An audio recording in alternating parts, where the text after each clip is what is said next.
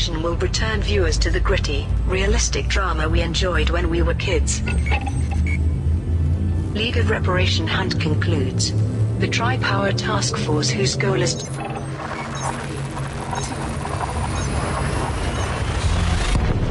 eradicate the League of Reparation, has announced a successful conclusion to its recent campaign. Scores of pilots supported the task force by eliminating League terrorists in the Zibel and EM Palang systems. As the campaign drew to a close, Captain Niam Sutonia had this to say. The League of Reparation put up a good fight, just what we've come to expect from these fanatics, but we prevailed in the end. With the aid of the galactic community, we have now taken a bold step in eradicating this terrorist organization once and for all. Pilots who contributed to the initiative in the Zibel system can now collect their awards from Higher Port. Pilots who contributed to the initiative in the EN Palang system can now collect their awards from Brundage City. Alliance Initiative. The Alliance has announced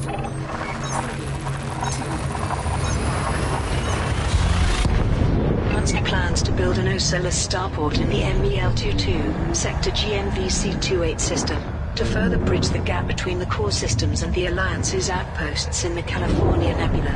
Alliance official Torben Dast issued the following statement. Our previous initiative established a link between our outposts in the California Nebula and the galactic core. But to ensure the safety and well-being of travelers following the route, we need to maintain a robust program of starport construction. The initiative is being overseen by the Turner Research Group, which has placed an open order for mined resources to be used in the construction.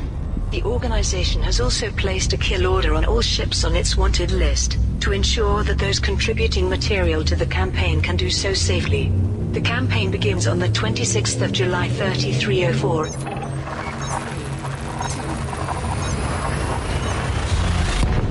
It will run for 1 week. If the final target is met earlier than planned, the campaign will end immediately. Rochester family attacked. Members of the Rochester family have come under personal and political attack following the engagement of Federal Ambassador Jordan Rochester to Princess Aisling Duval. Several media outlets shared news of an incident involving Jordan Rochester's teenage niece. A physical assault against Callie Rochester was reported on campus at Olympus Village University yesterday. Students surrounded Miss Rochester and accosted her while chanting anti-imperial slogans. The assault was repelled by her private security detail. Meanwhile, Callie's father Jupiter Rochester was featured in a financial report from the Federal Times. Core Dynamics stock dropped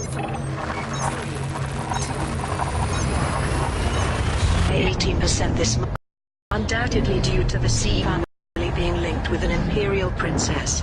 Jupiter Rochester has come under fire from both shareholders and management, who are concerned that one of the Federation's bedrocks might be losing his integrity. Questions have also been asked in Congress of Isolde Rochester, Jordan Rochester's mother. Many congressmen have demanded assurances that the Federation will not relinquish influence or territory to the Empire in the wake of the marriage. Isolde Rochester released the following statement. Conservative elements always react negatively to change, even when that change is in society's best interest.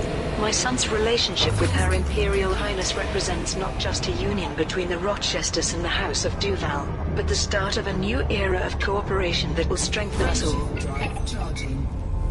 Guardian worshipping church declared illegal.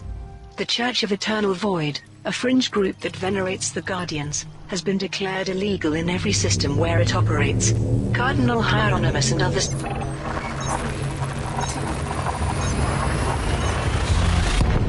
senior members of the church have been arrested for inciting acts of violence against the so-called Far God sect, which worships the Thargoids. The death toll among the Far God sect is now in the hundreds, with many more injured. Councillor Quinn D'Amico praised the declaration. All citizens have the freedom to practice any religion they choose, provided that religion does not sanction homicide. Authorities have made the right move to prevent further bloodshed. The decision was condemned by Juanita Bishop, who runs a campaign against the Far God sect. So the sixth Argoid lovers can walk free, while those with the courage to oppose them are put behind bars. It's the traitors who worship the enemy that should be illegal. This perversion of justice will backfire on us, mark my words. Dr. Jamila Griffin of the Galactic Interfaith Commune made this statement.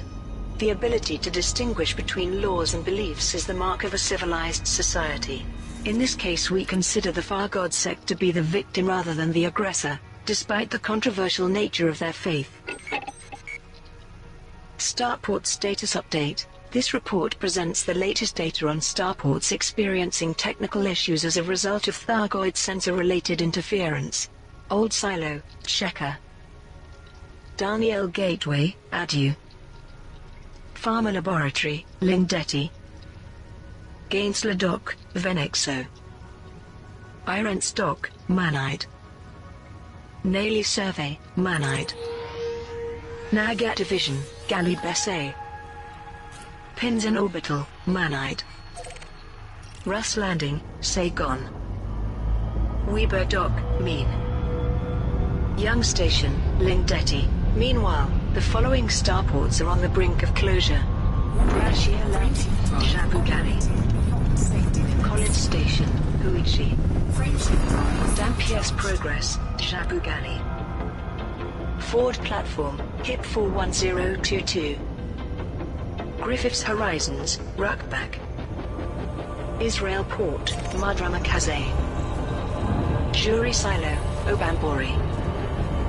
Lindblad Hub, Venexo.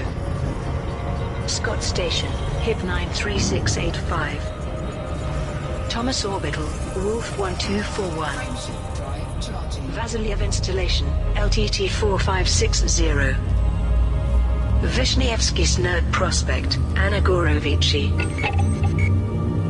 Week in Review. Here are this week's major stories.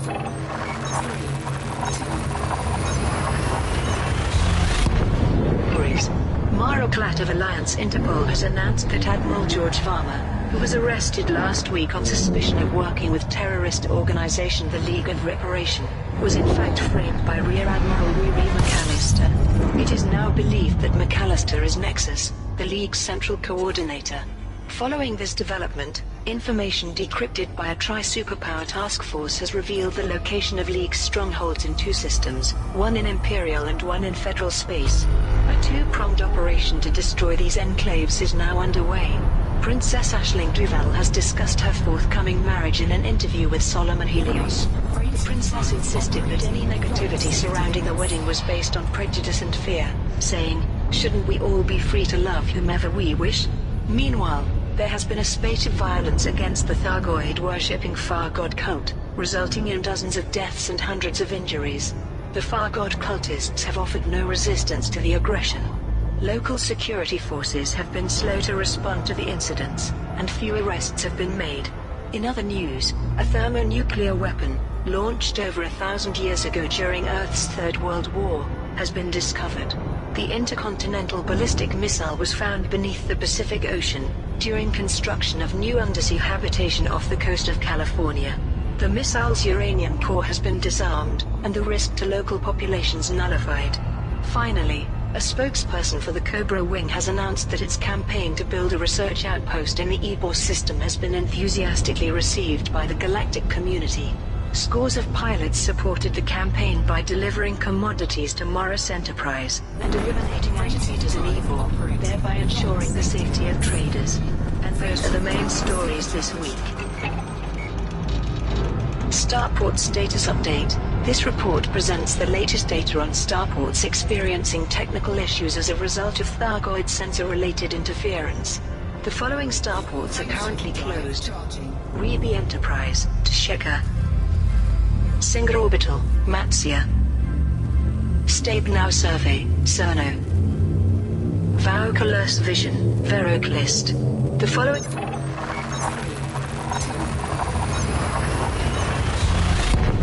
starports continue to experience technical issues. Sturkow Port, SPOCS 253. Meanwhile, the following starports are on the brink of closure. Hunt the League of Reparation. A tri-superpower task force has launched a campaign to track down and eliminate members of terrorist group, the League of Reparation. Captain Niam Sutonia of the IISS, who is a prominent member of the task force, made this announcement. With the arrest of Riri McAllister, otherwise known as Nexus, We now hold the main coordinator of the League of Reparation in custody. Furthermore, decrypted information has revealed the location of League strongholds in 2 separate systems, one in Imperial, and one in Federal space. We are determined to eliminate these terrorists before they can wreak any more havoc, but fully expect tough resistance. Therefore we ask the galactic community to provide support in wiping out these dangerous extremists. The operation in Zibal will be coordinated by Zibal Power Company. Likewise, military action in Ian Palang will be supported by Ian Palang Corporation. The campaign begins on the 19th of July 3304 and will run for 1 week. If the final target is met earlier than planned, the campaign will end immediately. Cobra Wing campaign concludes. A spokesperson for the Cobra Wing has announced that its campaign to build a research outpost in the Ebor system has been enthusiastically received by the galactic community. Scores of pilots supported the campaign by delivering commodities to Morris Enterprise and eliminating agitators in Ebor, thereby ensuring the safety of traders. A spokesperson for the Cobra Wing released the following statement. We want to thank all the commanders who supported this campaign. We hope that the new outpost helps us communicate with our neighbors and achieve peace. Pilots who contributed to the initiative can now collect their rewards from Morris Enterprise in the Ebor system. Unexploded nuclear missile discovered. A thermonuclear weapon, launched over 1,000 years ago during Earth's Third World War, has been discovered. The intercontinental ballistic missile was found beneath the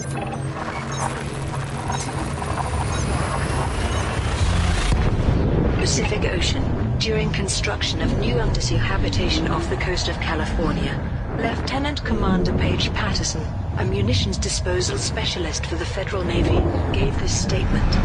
The missile was partially embedded in the ocean floor when aqua engineering teams found it.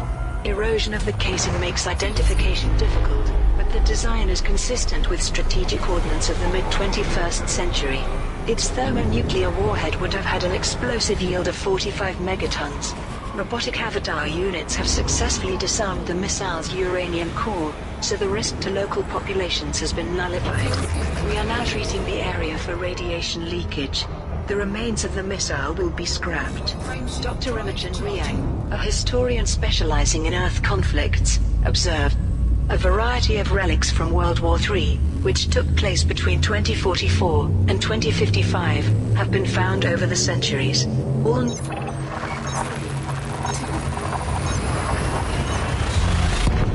nuclear exchanges between nation-states were thought to be well documented, so this discovery comes as quite a shock.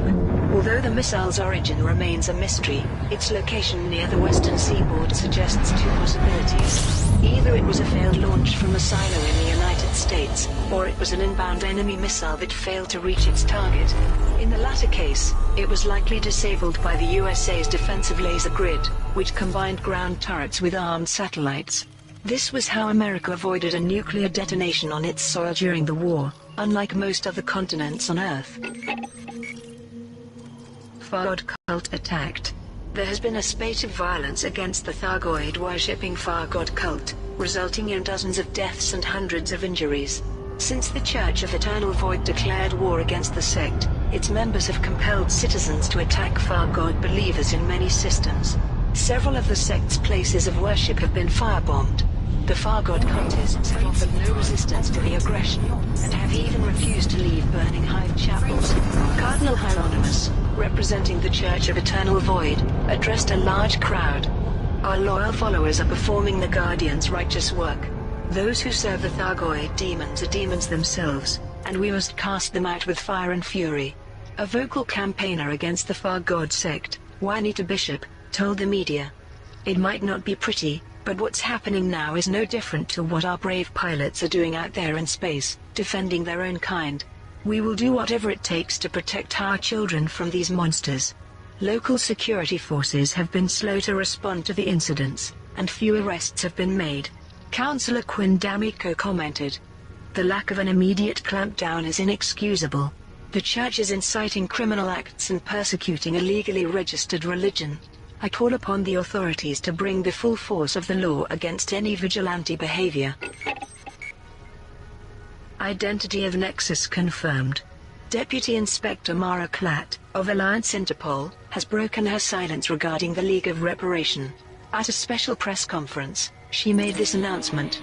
Prior to her death at the hands of the League of Reparation, I worked closely with my predecessor Chief Inspector Kay Kilbride.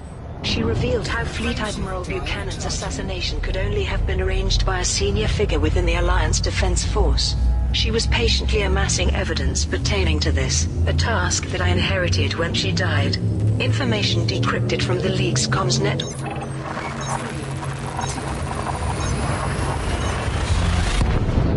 has confirmed Kilbride's suspicions.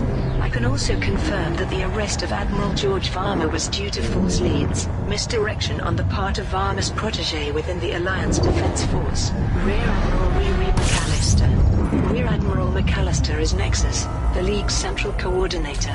She has now been arrested and formally charged with conspiracy to commit terrorism.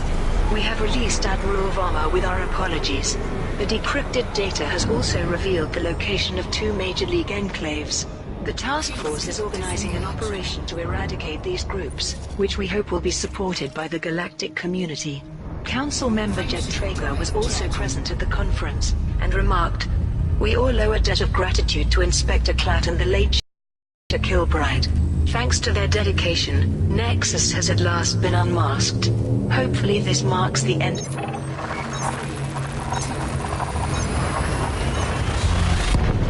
the League's reign of terror."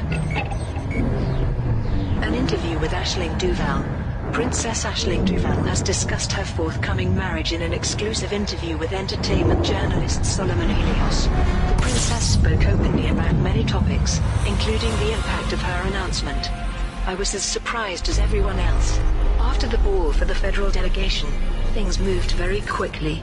Perhaps I should have been more patient, but I wanted people to know my intentions as soon as possible." On her relationship with Federal Ambassador Jordan Rochester, she said, "I had met Jordan a few times at diplomatic events, and we always got on well. He's much warmer and funnier than one would expect an ambassador to be. I don't know how I managed without him for so long." She also tackled criticism from Senators Emina Torval, among others. "Any negativity around this wedding is based on prejudice and fear. Shouldn't we all be free to love whomever we wish? Maybe if Zamina was capable of such an emotion, she might understand." Regarding the future, Princess Duval revealed, "Jordan and I see this marriage as an opportunity for change. Imagine a galaxy where both superpowers work hand in hand, and support each other in times of hardship. Now that's a true marriage." Solomon Helios concluded the interview with this comment. "I'd like to sincerely thank Her Imperial Highness for speaking to us, and I'm especially happy to have received an invitation to the wedding of the century. I'll be reporting on every detail of this historic union in weeks to come." Week in Review. Here are this week's major stories. Admiral George Varma of the Alliance Council of Admirals has been arrested by the task force investigating terrorist organization the League of Reparation. Admiral Varma stands accused of redirecting cargo shipments from the Alliance Defense Force to terrorist cells. It is thought that Varma is the organization's coordinator, operating under the alias Nexus. The Church of Eternal Void has declared war on the so-called Far God cult, which worships the Thargoids. The announcement has prompted a dramatic upswing in support for the church, but security forces have issued reminders that the Far God sect is recognized as a religion, and that any hostility against its members would be considered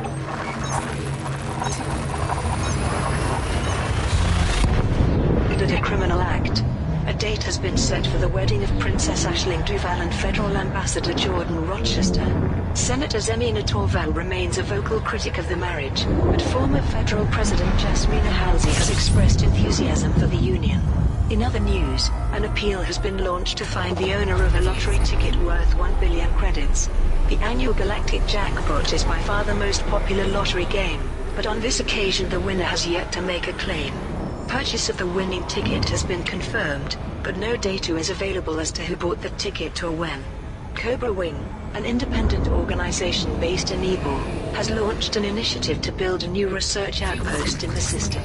The outpost will support further research into the Thargoids, focusing specifically on the possibility of interspecies communication. Finally, Didier Emperor's Grace has announced that its initiative has reached a successful conclusion. Large quantities of exotic food and drink, and mined resources, were delivered to Leyden Frost Dock over the past week, allowing the organization to host a sumptuous banquet and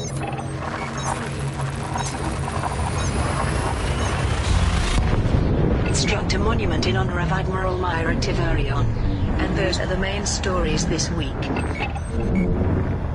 Details of Aisling Duval's wedding announced. The wedding of Princess Aisling Duval and Federal Ambassador Jordan Rochester is now in the advanced planning stages, and a date has been confirmed for the ceremony.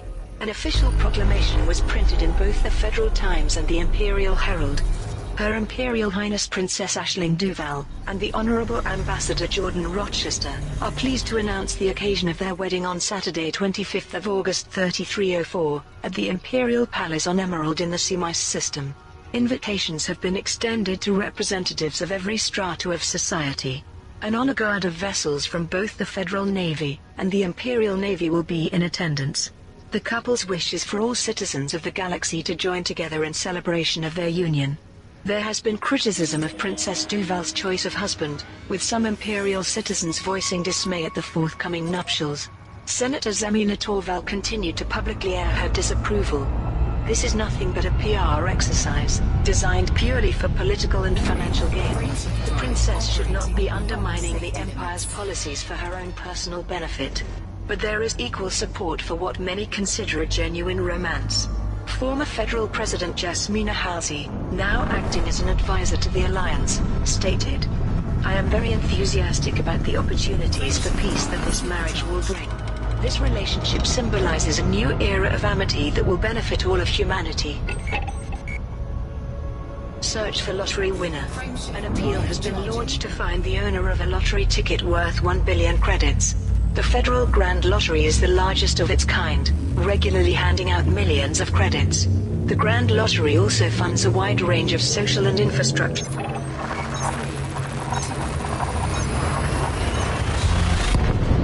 projects in Federation systems.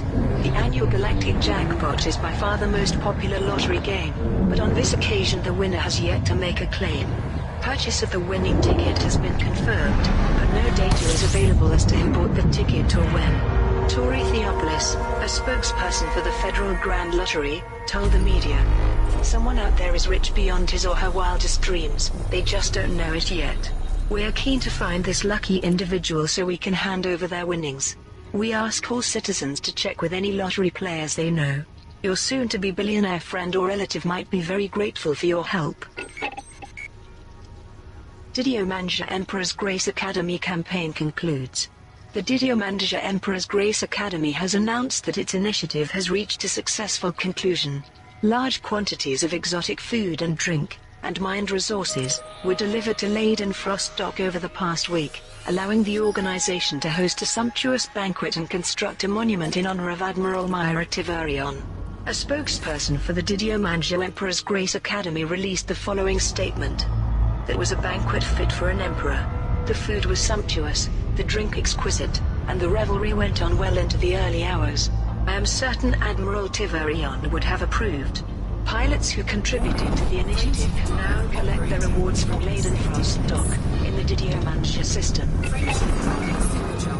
Ebor Research Outpost. Cobra Wing, an independent organization based in Ebor, has launched an initiative to build a new research outpost in the system. The outpost will support further research into the Thargoids, focusing specifically on the possibility of interspecies communication. A spokesperson for Cobra Wing gave the following statement. "Without communication, there can be no understanding. Without understanding, there can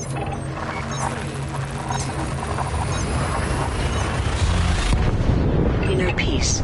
We ask the galactic community to support this campaign, which will support new research into the Thargoids and their methods of communication.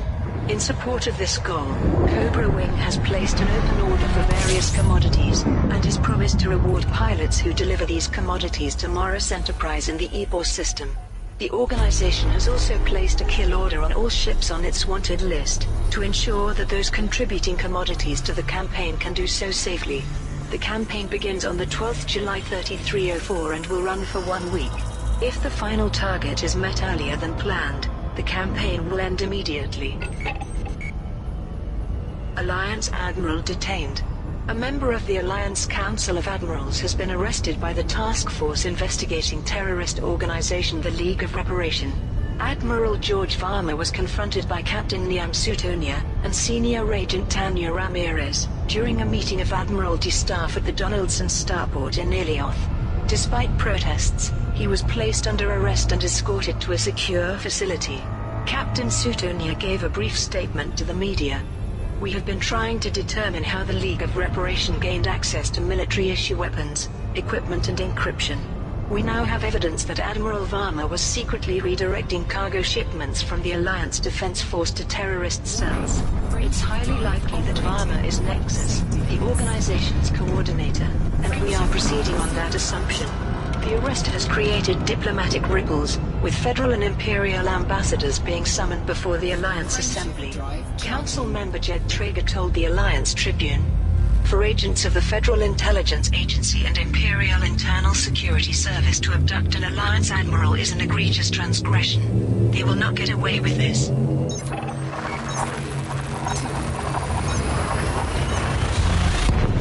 The Council of Admirals has called for an independent inquiry to verify the accusations levied at Admiral Varma. Prime Minister Edmund Mahone made a public statement. "This has come as a great shock, but the body of evidence against Admiral Varma is considerable. I am confident that the trial will be fair, and that our own representative within the Tri-Superpower Task Force will ensure that justice is done." Deputy Inspector Klatt was unavailable for comment. Starport Status Update. This report presents the latest data on starports experiencing technical issues as a result of Thargoid sensor-related interference. The following starports are currently closed. Delay Survey, Ahamaka. Huston Platform, Yamahan. Malfast Terminal, Pleiades Sector, HRW, D141. Mitchell Ring, Carnawack. Newman Camp, Shinrata Desra. Norgay Hub, Obanbori. Meanwhile, the following starports are on the brink of closure. Alexandria Dock, Tshanab. Antonia de Andrade Enterprise, Ratemir. Bernal Station, Seoul. Diggs Terminal, Cheka. Hutton Orbital, Alpha Centauri. New Home Station, Sothis. Oleari Vision, Saigon. Reab Enterprise, Sheka. Sharon Lee Free Market, Aurea. Fringe religion condemns Far God cult. The Church of Eternal Void has denounced the so-called Far God cult, which worships the Thargoids. A spokesperson identified as Cardinal Hieronymus made this statement. "As disciples of the Guardians, we hereby declare war on those who have sold their souls to the Thargoids demons. We vow to expunge their poisonous creed, and purge them from the galaxy." Since this statement was made, the Church has seen a dramatic upswing in support from local communities. Juanita Bishop, who has been campaigning against the Far God sect, commented, "It's about time somebody did something. The public need to get behind the Church and help them get these alien lovers off our streets." Security forces in many systems have issued reminders that the Far God is legally recognized as a religion, and that any hostility against its members will be considered a criminal act. Dr. Alfred Ulyanov, a leading exotheologian, discussed the situation on the Rewired news feed. A number of doomsayer cults have emerged recently, including Homo Terminus, Nova Imperium, and the Order of Extinction. But of all those I've studied, the Church of Eternal Void differs in one key respect: it offers hope. They claim that the veneration of the Guardians will prevent Thargoid armor,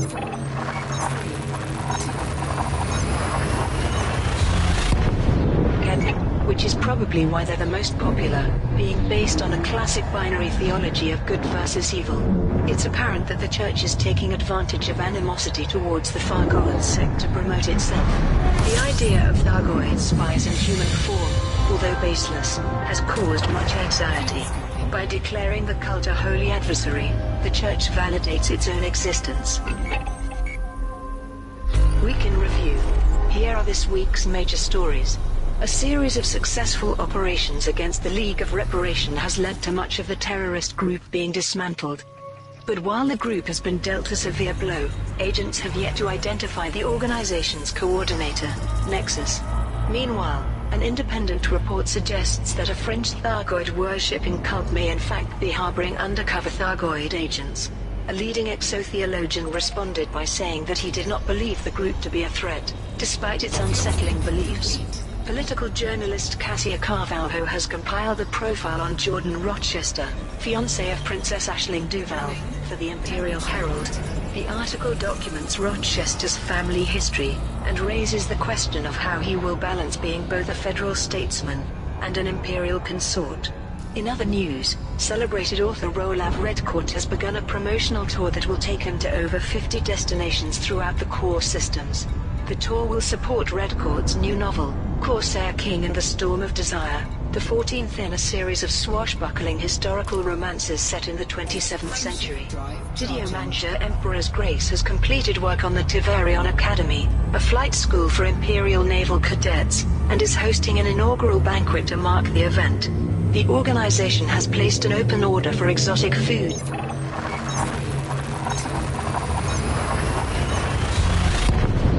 drinks, to be served at the celebratory banquet, and issued an appeal for mined resources, which will be used to construct a statue of Admiral Myra Tiverion.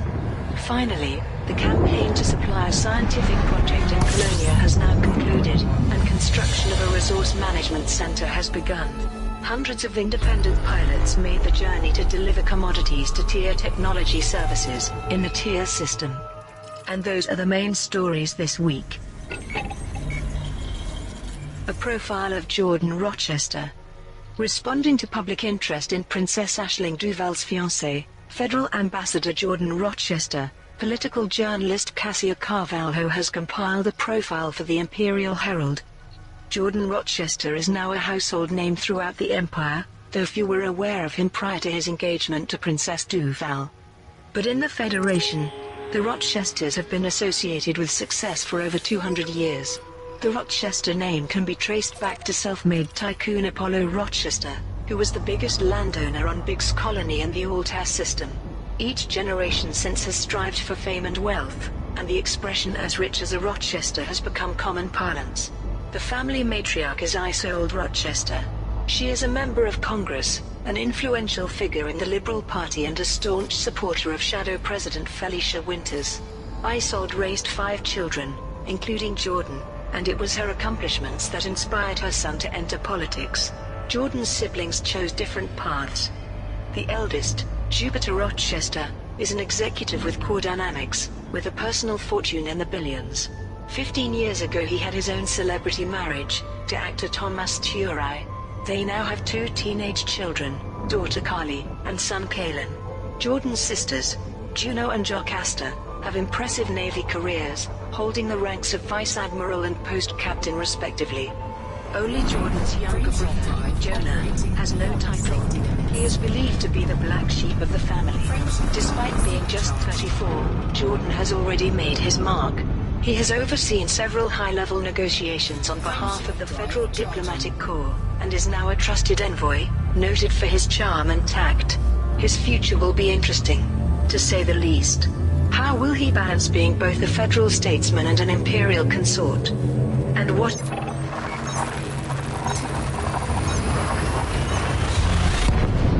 the wider ramifications of the Rochester dynasty aligning with the House of Duval?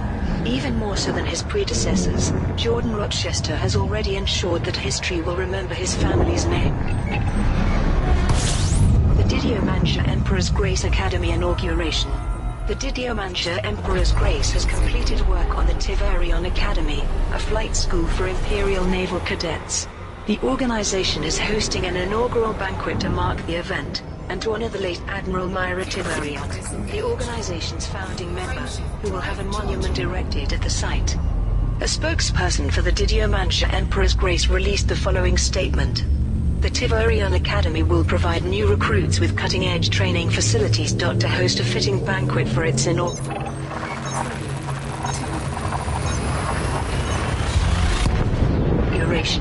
We require help in sourcing a range of exotic food and drink. We also require a quantity of gold to make the monument raised in the Admiral's memory a truly spectacular tribute. The campaign begins on the 5th of July 3304, and will run for 1 week. If the final target is met earlier than planned, the campaign will end immediately. Colonia campaign concludes.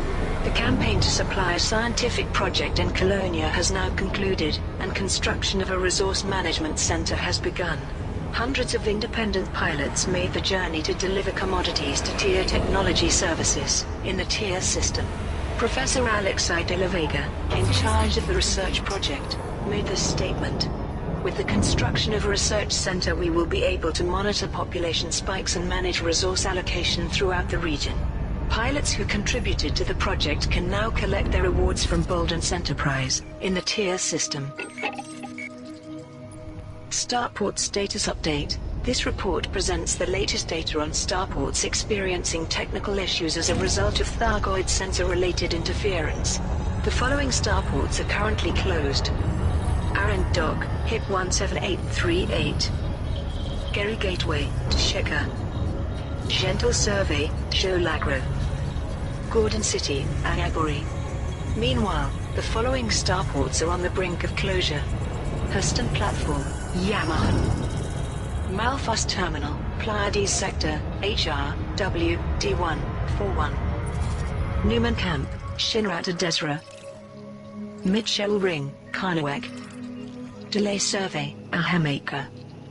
Cube Mugdal Enterprise, Kakas. Norgay Hub, Obambori.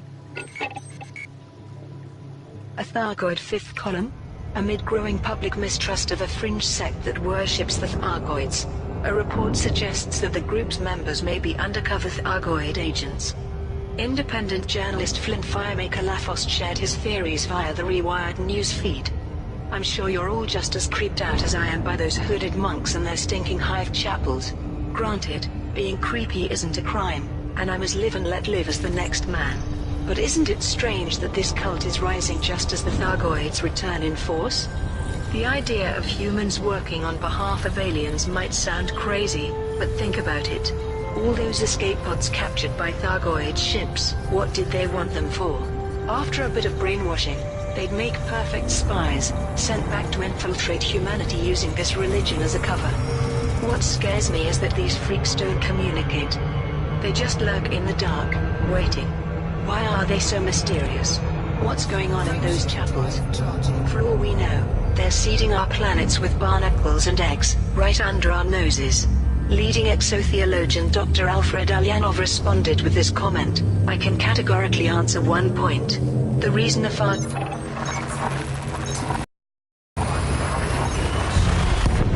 God worshippers are not interested in communicating is that, from their point of view, we will all be dead soon. As for the rest of this speculation, nothing in my studies has caused me to suspect this group to be a threat, despite its unsettling beliefs. Major victories against the League of Reparation. A series of successful operations against the League of Reparation has led to much of the terrorist group being dismantled.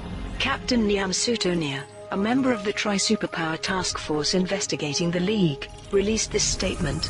Over the last few days, Senior Agent Ramirez and I have led multiple raids against the League of Reparation. We interdicted several of their ships and located many outposts concealed within Imperial and Federal systems. The key to these victories was the decryption of their communications network. Despite meeting fierce resistance, our security forces arrested or eliminated dozens of League members. In some cases, we acted just in time to prevent further murderous acts against those descended from members of the INRA. We believe the League has been dealt a fatal blow, but we are still investigating how they gained access to top-level comms encryption and other restricted equipment, which suggests support from influential individuals. Furthermore, we have yet to identify Nexus, the organization's coordinator. We have many fresh leads, however, and expect further results soon. Milo Vesper, an editor for the Alliance Tribune, published this opinion piece. This may be great news for some, but what about our citizens?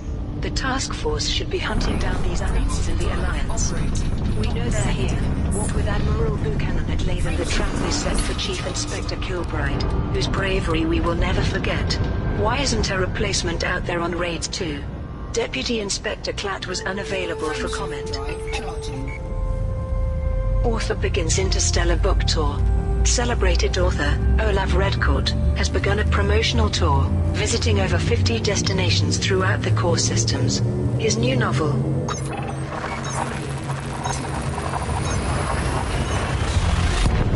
Corsair King and the Storm of Desire, is the 14th in a series of swashbuckling historical romances set in the 27th century. A press release from Bone Spire Publishing stated, after many months of waiting, the next book in Olav Redcourt's pulse-pounding series is at last on sale. To mark the occasion, we have organized an epic tour so that loyal readers can meet the creator of the Corsair King, Lady Lastday, Roughkiss, and all their other favorite characters. The tour will begin in the Blatrum system, and conclude 2 months later in Procyon. As with all releases from Bone Spire Publishing, readers will be able to customize the holo novel to enhance their reading pleasure. Our easy-to-use controls allow the reader to revise narrative structure, vocabulary and characterization, and the plot line will have multiple option points, enabling you to determine an ending that meets your tastes. An independent reporter approached Mr. Redcourt as he was boarding a passenger liner, but was only able to record a few short statements. These included, bounced across space like a damn human pinball, and nothing but meat for the sausage factory. The author's agent, Margot Hist, told the media, "I wouldn't pay much attention to that. Olav was probably just thinking aloud while developing a new character." Week in review. Here are this week's major stories. Chief Inspector K. Kilbride has been murdered by terrorist organization the League of Reparation. The incident took place in the city of New Rossifonte.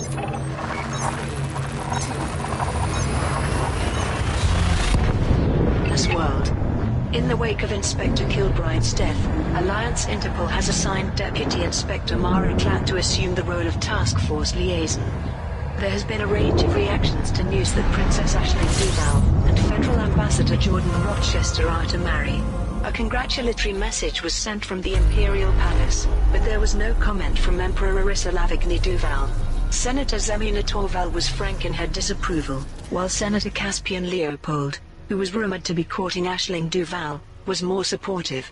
Aegis has announced that it will allow technology brokers to reduce their requirements for items, in order to increase overall combat effectiveness against the Thargoids. A spokesperson for Aegis said the galactic community had worked hard to oppose the Thargoids, and that Aegis would therefore make it easier for independent pilots to obtain advanced weaponry and hardware. Meanwhile, an emergency report from Aegis has confirmed that the Thargoids have launched a large-scale assault on the Dekiat system. The organization has called on all members of the galactic community for assistance in defending the system, which is home to the Garate Terminal starport. A fringe religion that worships the Thargoids has become the target of hostility, with large numbers of civilian protesters reacting angrily to the sect's openly pro-Thargoid stance. Authorities have responded with assurances that the sect's members are harmless, and that criminal acts against them may result in prosecution. In other news, scientists in Colonia have announced plans to build an outpost to monitor the region's population and resources. Professor Alexei de la Vega, who is heading the project, said the proposed outpost would focus on ensuring that the ever-expanding region would have sufficient resources in the long term. Finally, an operation to support construction of an Aegis military facility in the Pleiades Nebula has reached a successful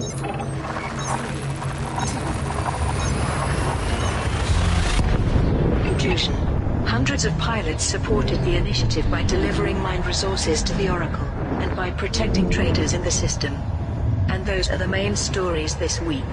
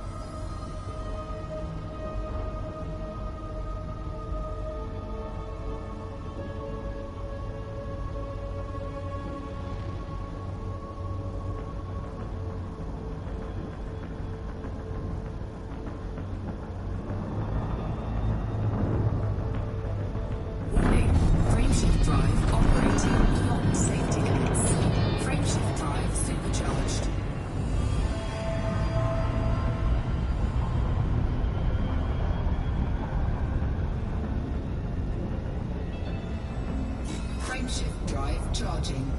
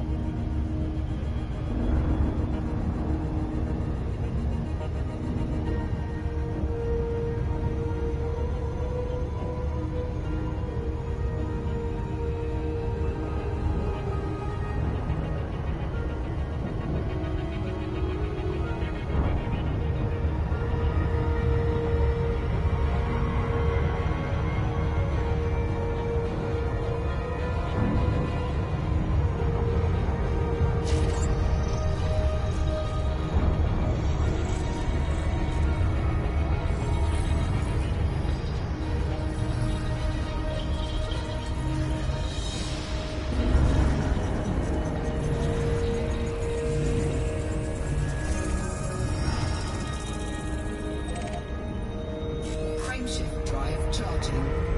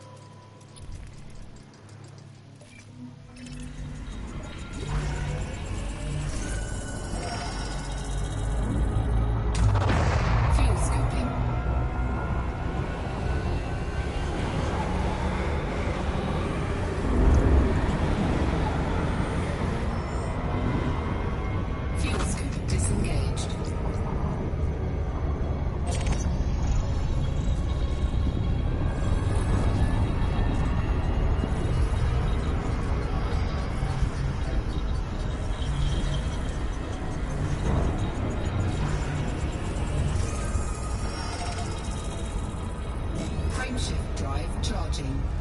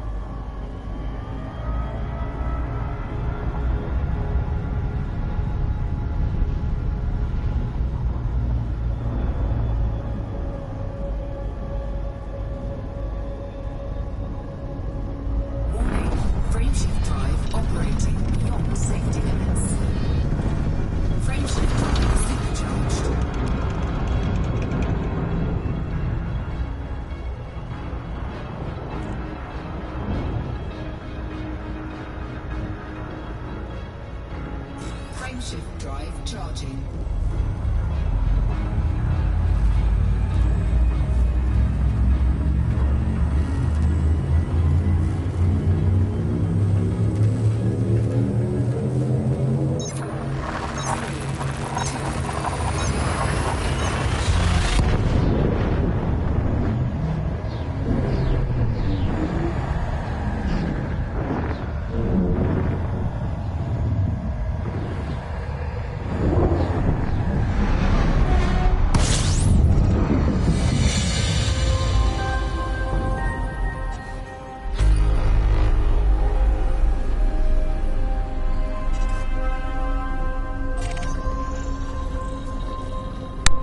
Ooh, fuck.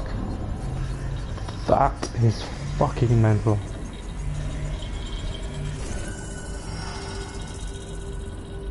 Shit.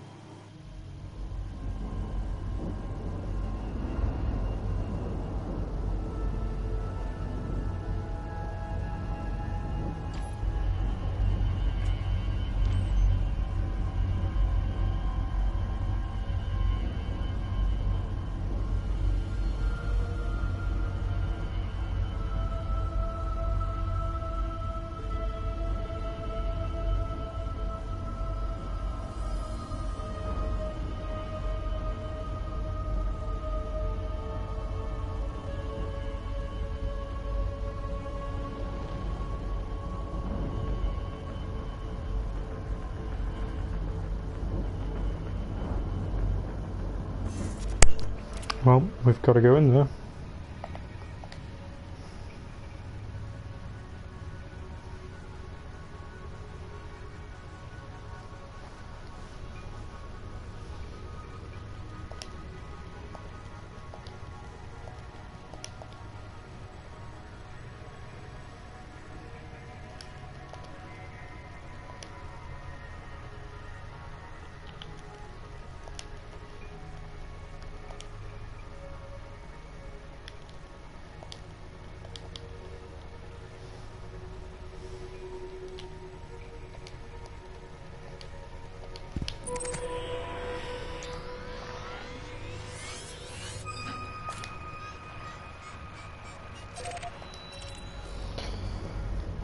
Okay.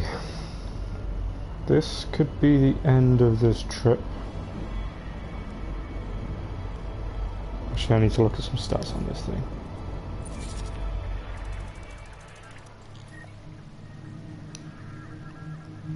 .6 solar masses.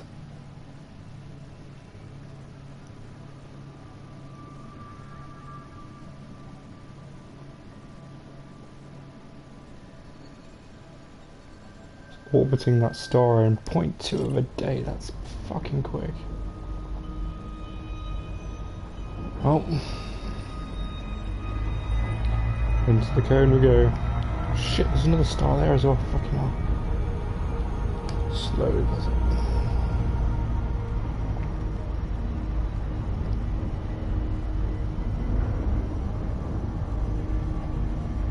Oh god, I hope this doesn't spin me out. Frameshift drive operating beyond safety limits. Jesus Christ. Frameshift drive supercharged. Alright, get out, get out, get out, get out, get out. Fuck. Can't get out. Warning, frameshift drive operating beyond safety limits. Yeah. Okay, I think we made it. I'm just gonna scan this star and then we'll go.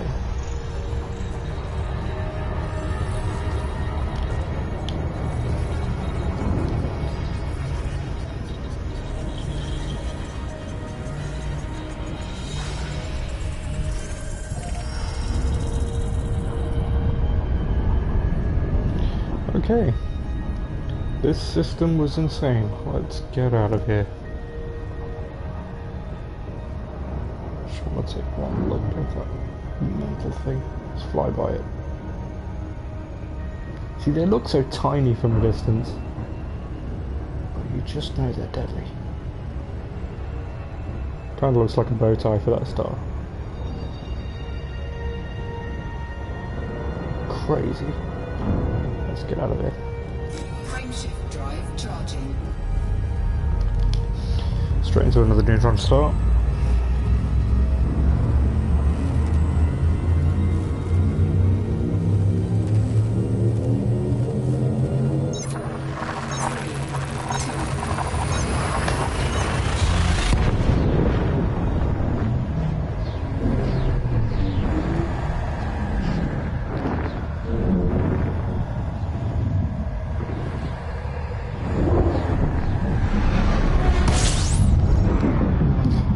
And this one's much quieter.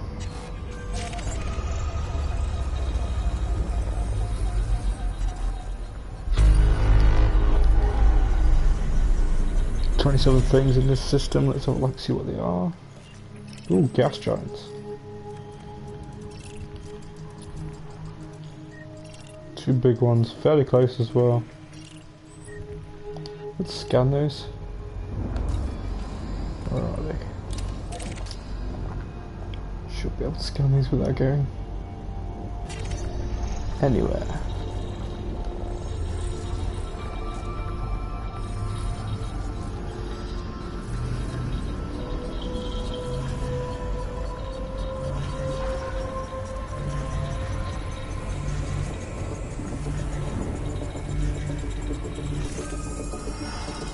That's a full gas giant, pretty boring. Let's see what this other one is.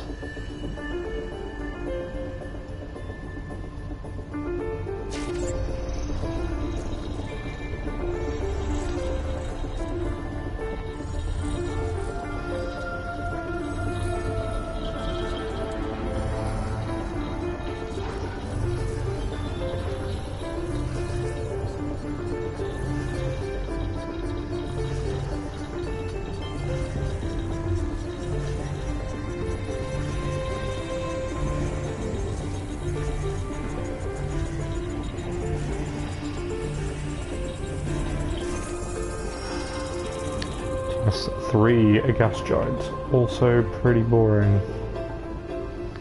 Okay, let's jump into the jet code of this neutron star, get boosted up and move on.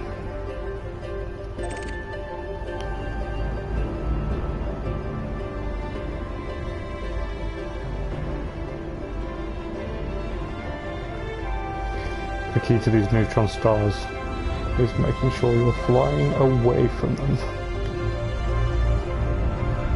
These jet cones can get pretty nasty and you never really know if you're flying towards or away from a neutron star, but you tend to...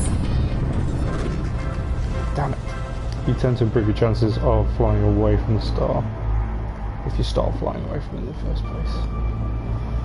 However, I'm going to ignore all of my advice, loop back around, because I didn't quite supercharge the FSD there.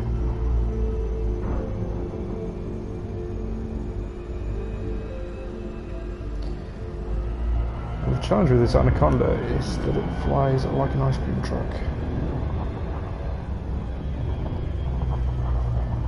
with about the same turning circle.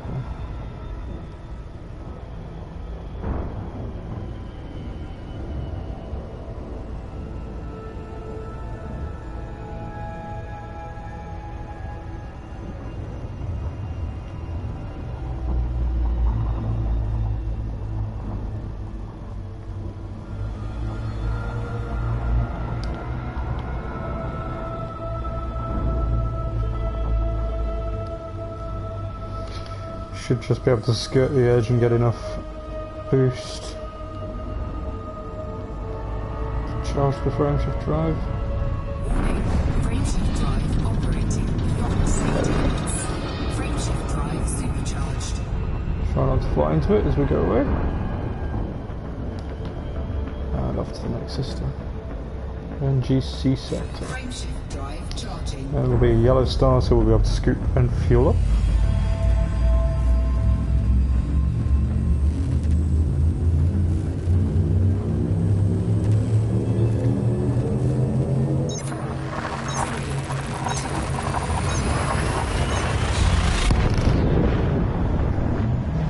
I think we're quite far in now. I think we've come 6,000 light years from the core. Only 19,000 to go, people.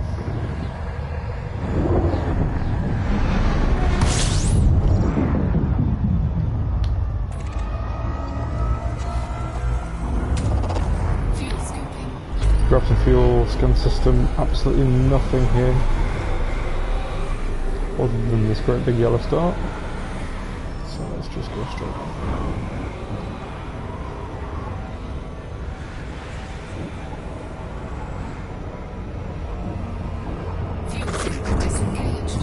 And this will be our next Frameshift drive charging. plotting point, so we'll jump to this system, it'll be a neutron star. Plot the next route and charge up and we'll go.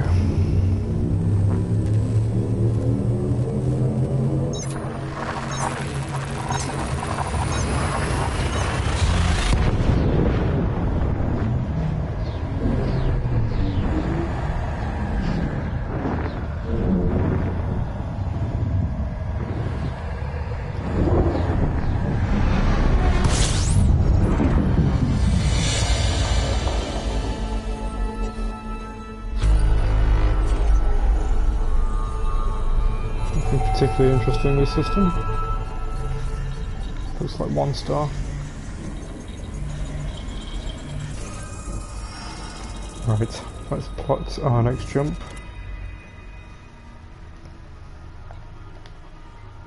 Which is in the Blay-Burke system.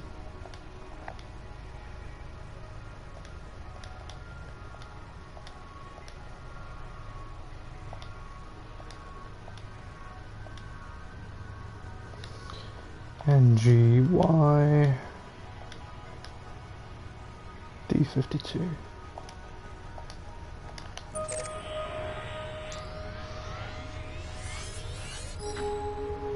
$471 light years away, should be a couple of jumps. Yep, just two. Right, check home. Try and grab all that boost in one go this time. It's quite tricky to stay in the middle of these things. Warning, frameshift drive operating beyond safety limits. Frameshift drive supercharged. Go.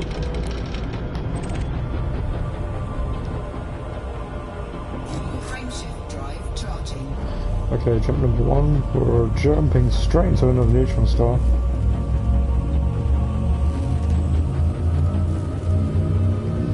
We won't need to flop on this one, we should just be able to fuel up and go.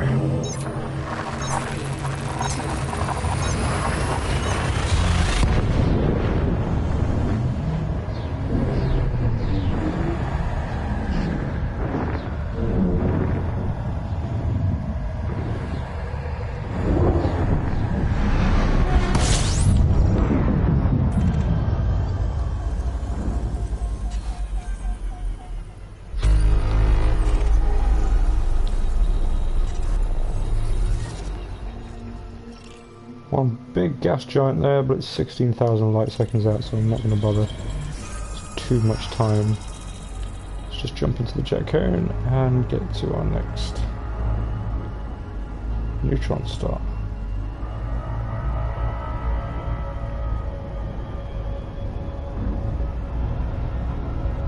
Yeah, unless it's within 10,000 light seconds, I tend not to bother scanning things.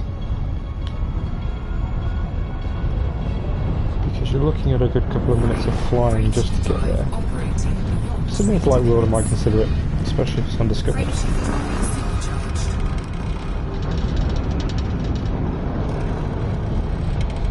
But otherwise, it's usually best just to move on. When you're flying neutron star systems, you're making that much money just scanning the neutron stars anyway, it's not worth hanging around.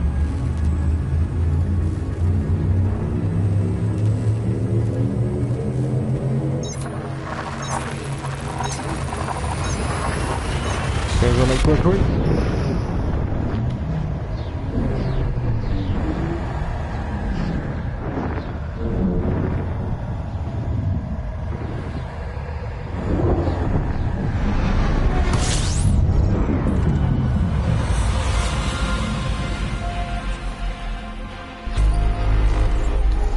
"14 objects in this system, let's have a look.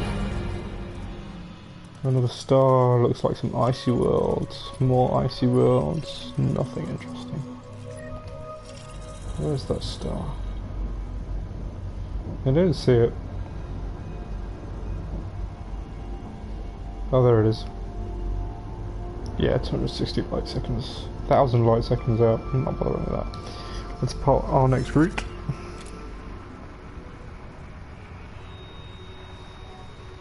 Same sector, Blairk.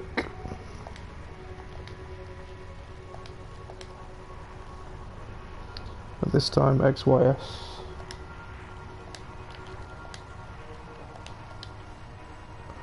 D3178.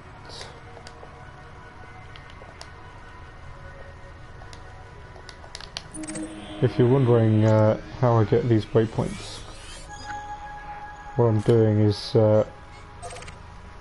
using a neutron star mapper on a website called spanch.co.uk. Helps you find a neutron pathway between two star systems and makes flying around a lot quicker. This Anaconda's got a jump range of 70 light years, but I can make each jump around 260 light years by using the range shift charge that you get from neutron stars, so it makes travelling a lot quicker.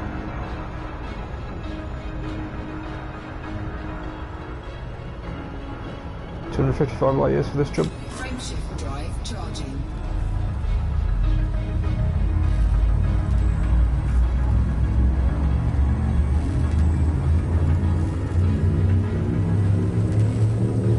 Straight into another neutron star. We're going to need to fuel up fairly soon within the next couple of jumps.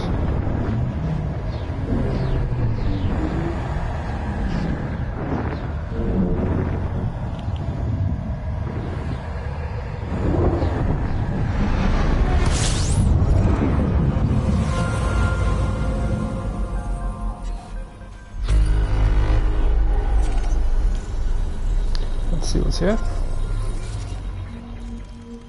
Boring. Looks like icy worlds.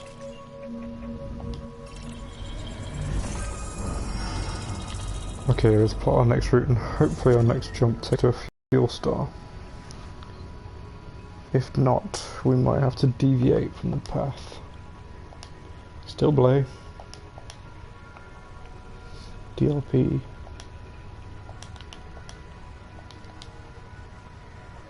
D58.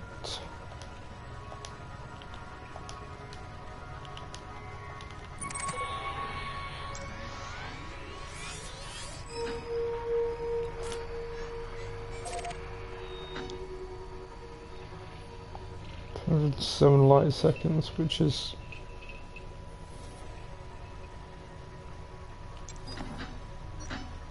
a little bit of an issue because I'm not sure we'll have the fuel to make that next jump.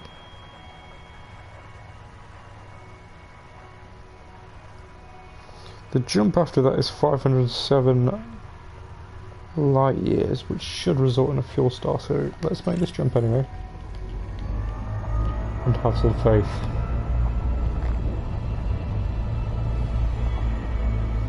If not, might be a call to the fuel rats.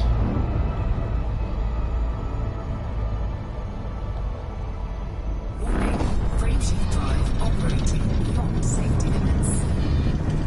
Frameshift drive supercharged. It's not going to use all of our fuel, which is good. You can see in the bottom right, it's only going to take up about a quarter of our remaining fuel. Frameshift drive charging.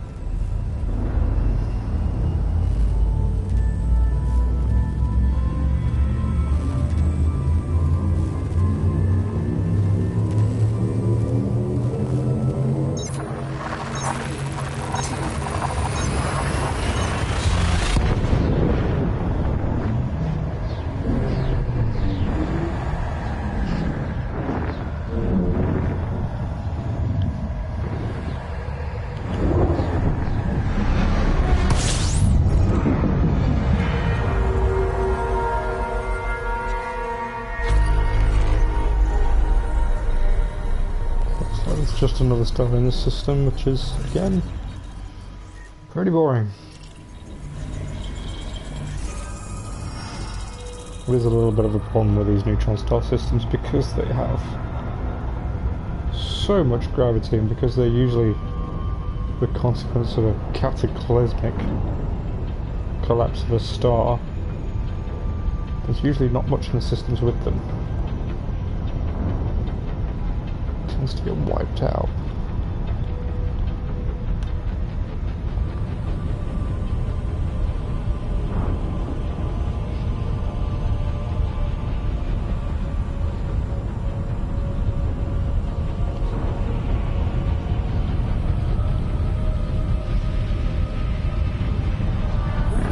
Frameshift drive operating beyond safety limits.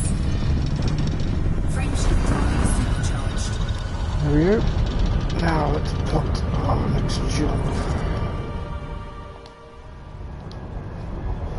Which hopefully should lead us to a fuel star. Tyler.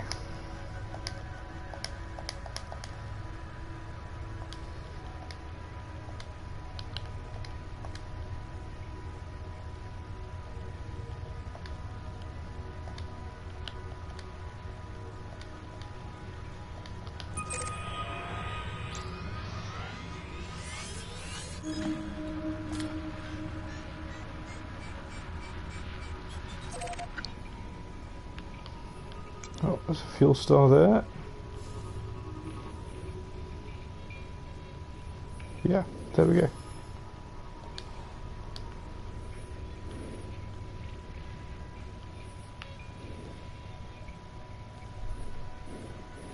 Another problem that we've got is that that is our next jump and we don't have enough fuel to make it. So we're going to have to jump somewhere close to that.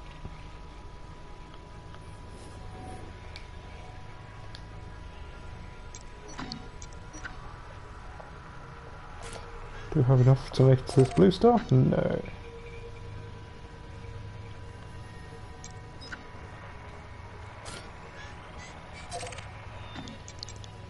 Still don't have enough fuel to make it to there. Like this guy.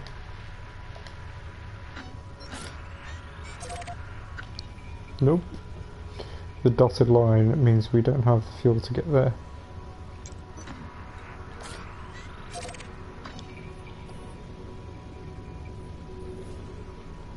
Let's try this guy.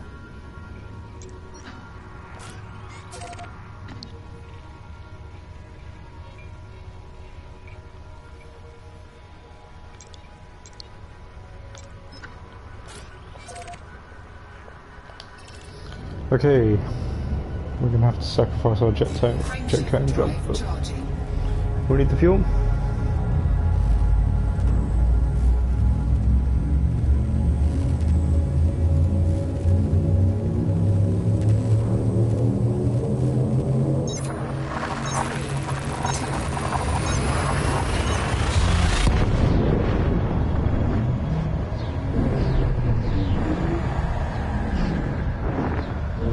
I like white stars anyway, they're massive usually.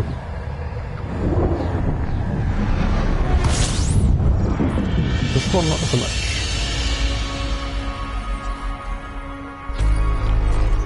Let's get close and grab some fuel. And bask for a little bit.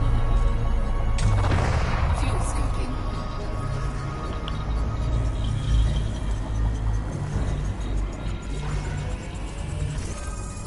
And check out the 22 objects in the system. What have we got? Unexplored as well. That could be interesting.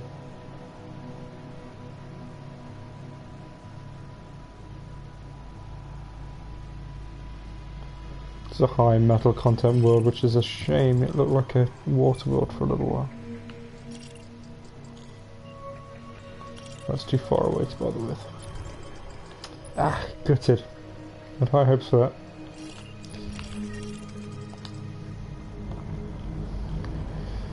Right, so we need to plot our way back to that neutron star system. So if we go to...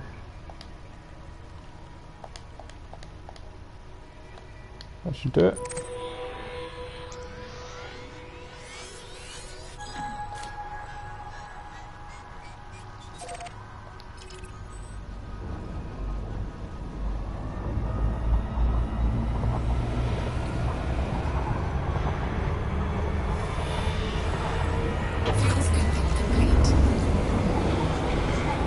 All fueled up, so let's get out of here.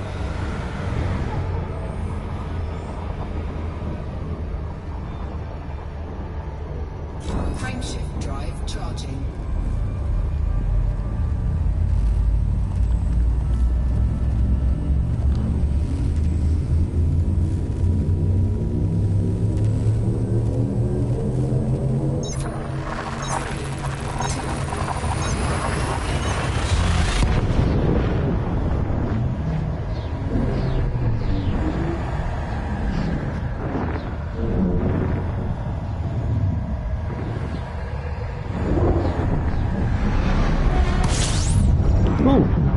That's kind of handy.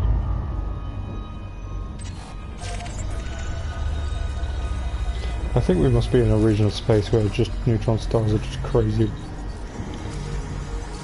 popular.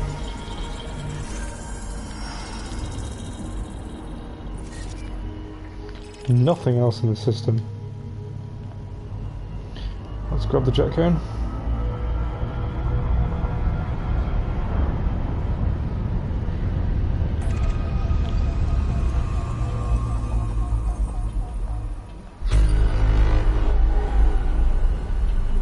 Oh, there is something else in the system. I just forgot to scan. Warning. Frameshift drive operating beyond safety limits.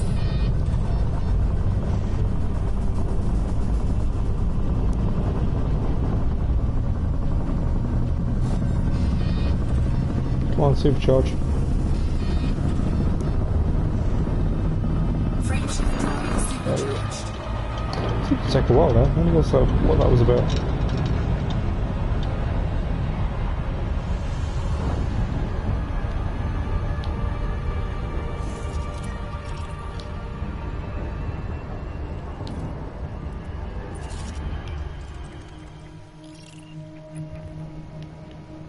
It's a very lonely gas giant. Frameshift Right, drive onwards. charging. 288 light years for this jump. Should be one of two. And we're heading to a yellow star. Oh, 4 jumps.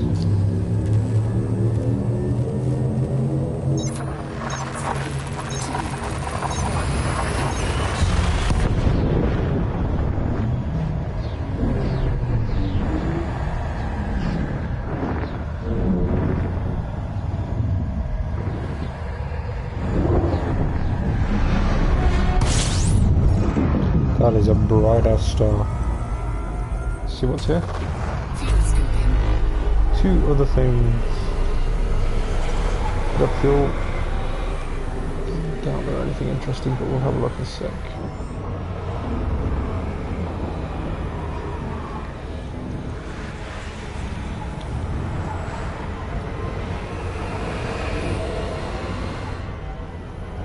Fuel scoop disengaged. Oof. That is a big boy. Let's have a quick look. Oh no, it's right behind us. Let's not do that. Frameshift drive charging. Where are we going? Class M Red Dwarf Star next.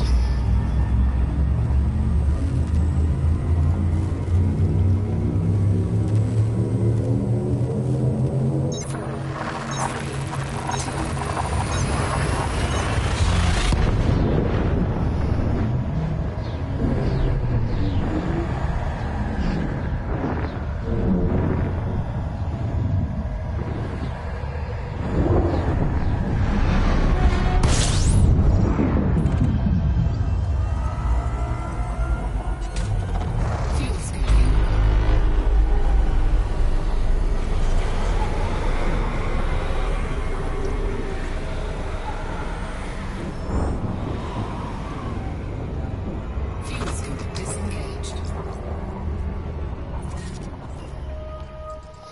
Yep, nothing interesting there. Frameshift Let's drive crack on. charging.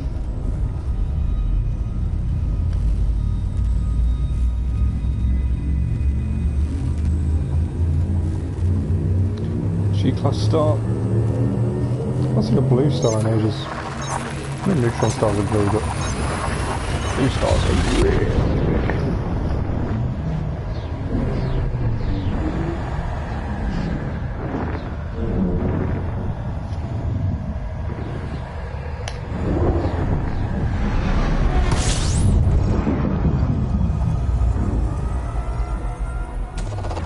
Fuel scooping. Lots of things in this system. Next jump is on neutron stars, so let's make sure we get the fuel. Fuel scooping complete.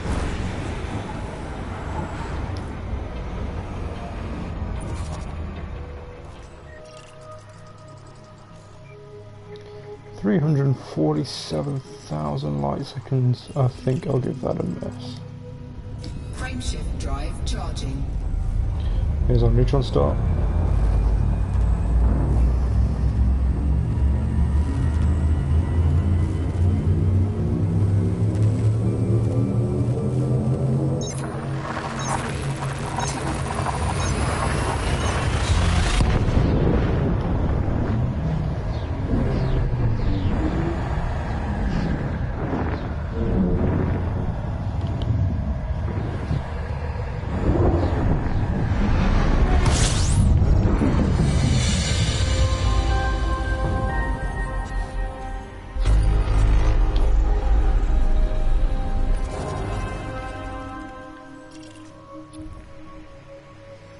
See, that looks like a lava world. How is that so hot when it's so far away? It's 2,000 light seconds, 2,400 light seconds away. Must be something going on that planet. Mind you, it's 4 Earth masses. It takes 4,715 days to go around this star. That's crazy. Right, let's plot our next route, which should take us to Waypoint 1.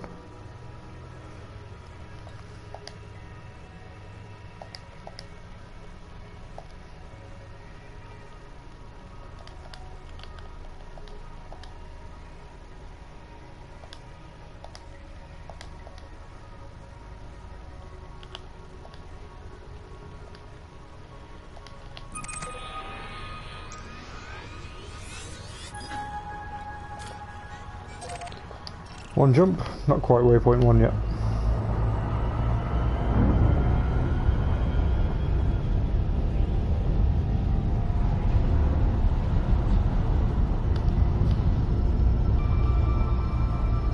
Warning, frameshift drive operating beyond safety limits. Frameshift drive supercharged.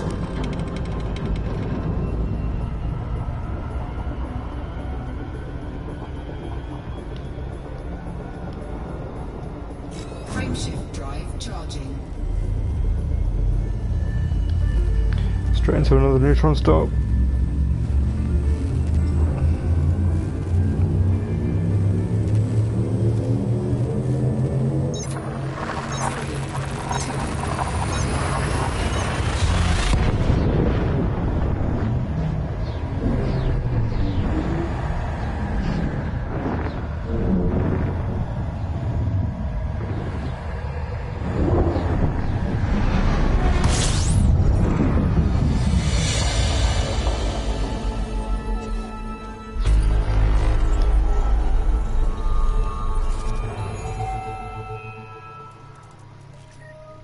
Kinda boring.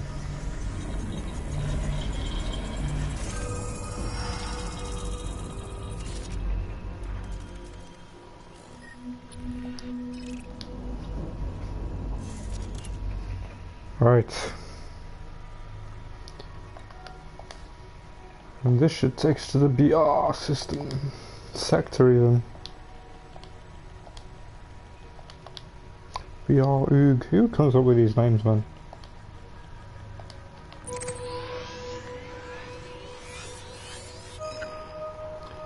Not quite that one.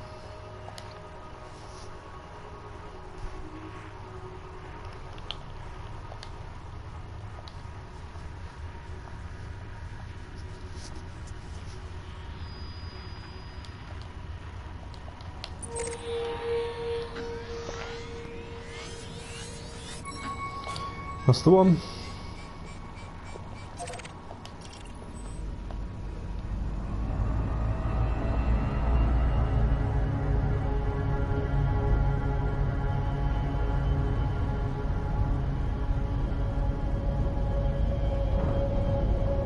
Warning, frameshift drive operating beyond safety limits. Frameshift drive supercharged. Frameshift drive charging. Straight to another neutron star. How many jumps? 2 jumps.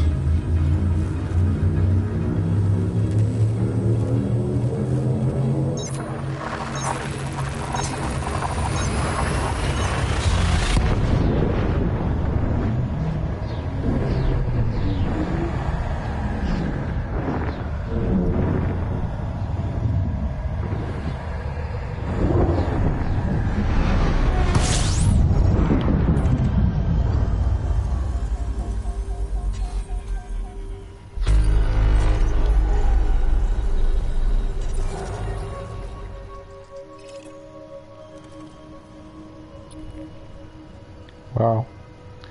Gas giant with 2 lava worlds. I'll just have to check these out.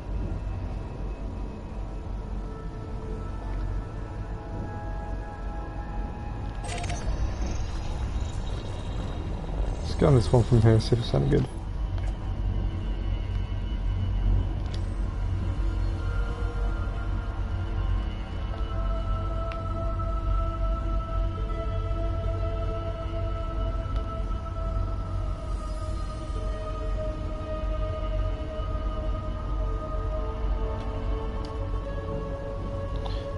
Class 3 gas giant, pretty boring. Let's grab this jet.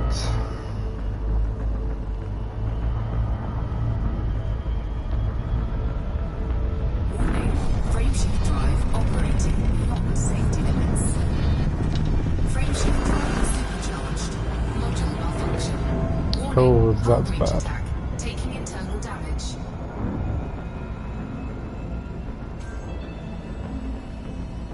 Hazardous substance detected. We had better take a look.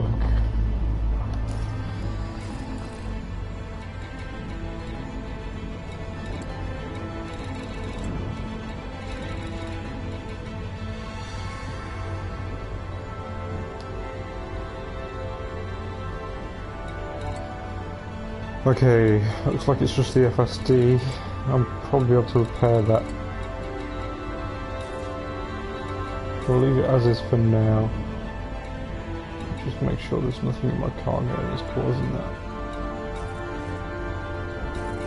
No, we'll find a nice system to land on within the next couple of jumps to sort that out.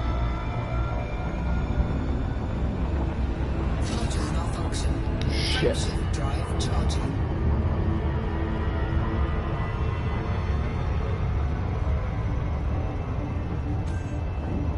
Frameshift drive charging.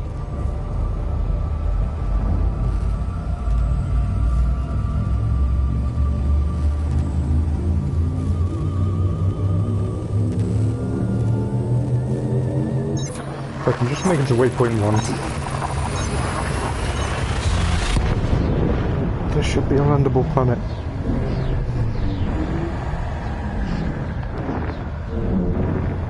And we can settle down and do some repairs.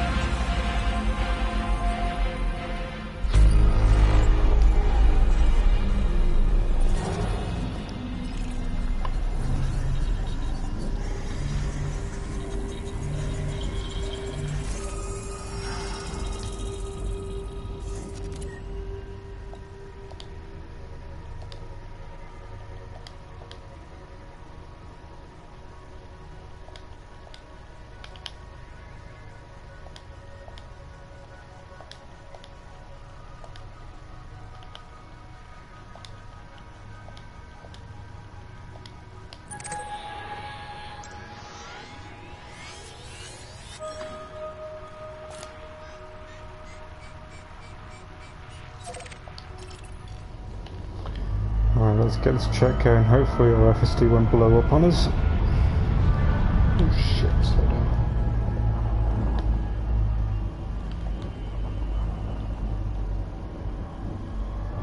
Warning. Frameshift drive operating beyond safety limits. Module malfunction. Frameshift drive supercharged. Module malfunction. It is not happy. Frameshift drive charging. Not happy at all.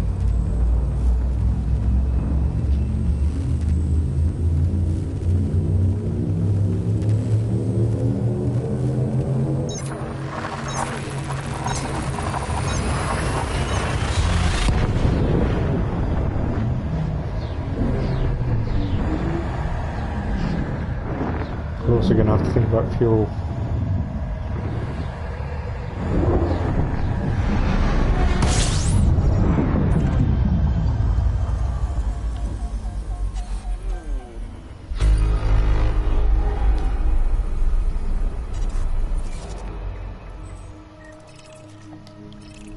How far away is that star? Not too bad. Let's grab the jet cone. Quickly scan this star first.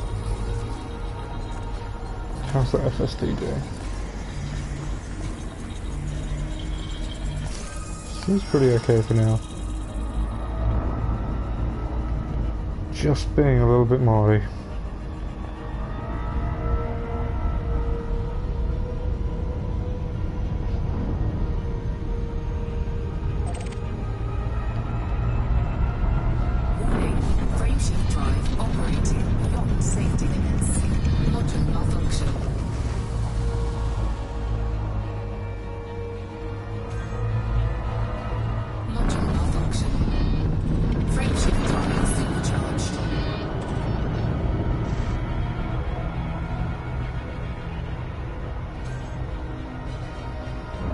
This jump, hopefully we'll find fuel star.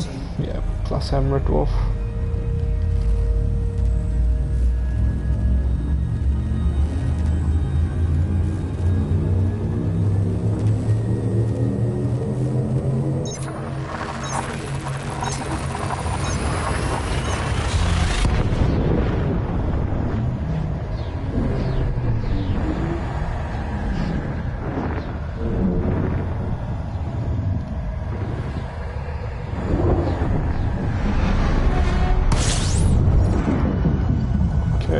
Got fuel. Fuel scooping.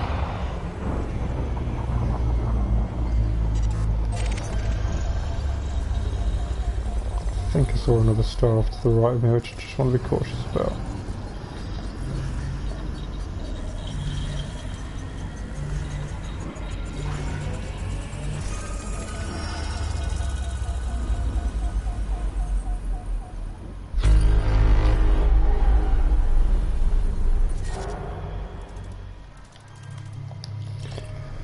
Nothing but stars.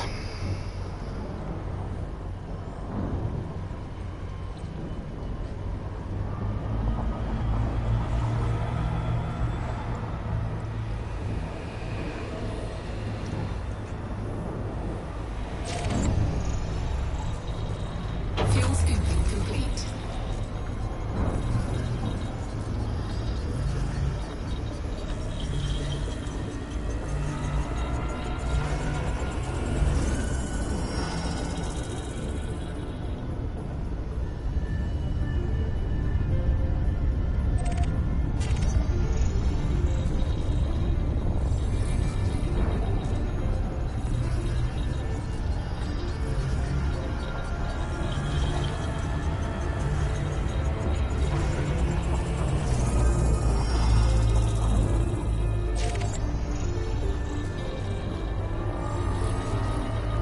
Get them all second without getting too close.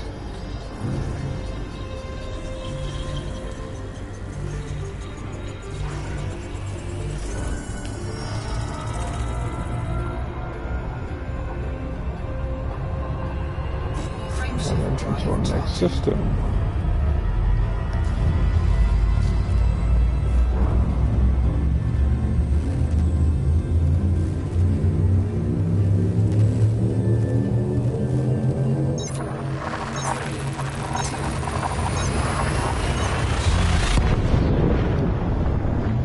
Fingers crossed for a landable body in this one.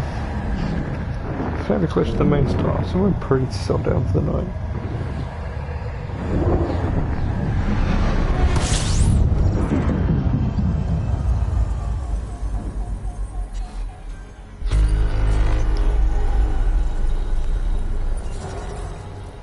All wishes have been denied.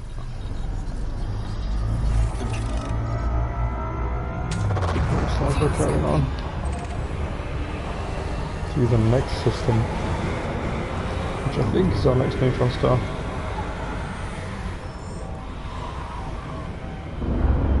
.1 light years away. Jeez, just missed out on that, man. Frameshift drive charging.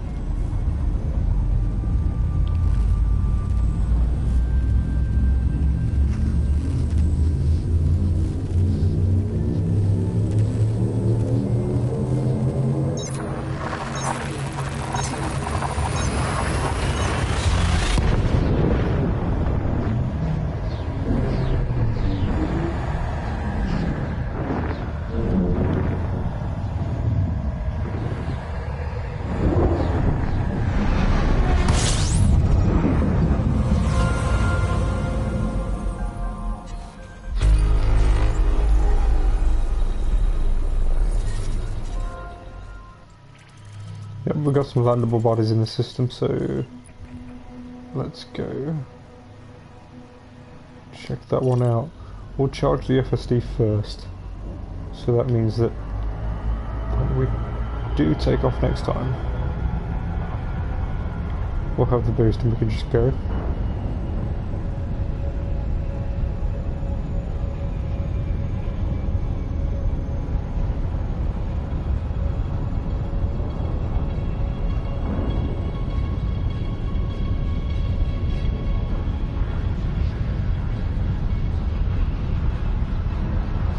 I'm also just going to check this planet, make sure it's not too crazy high gravity. Frameshift drive operating beyond safety limits. Oh man, the spot of fog. Frameshift drive supercharged.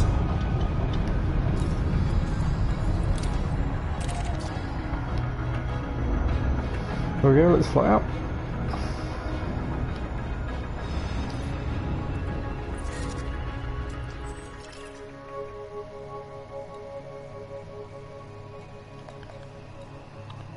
Can't quite tell how high gravity it's going to be until we get out there and scan it. But if it is too high gravity, we can always pop ourselves down on its moon.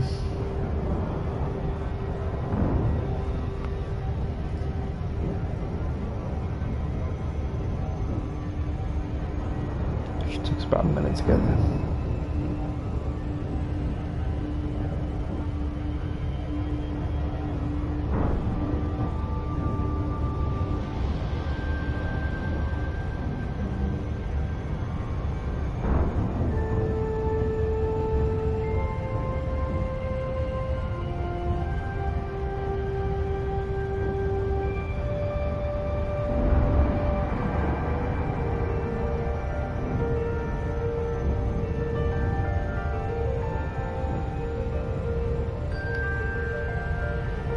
Stop slowing down about 9 seconds. There you go.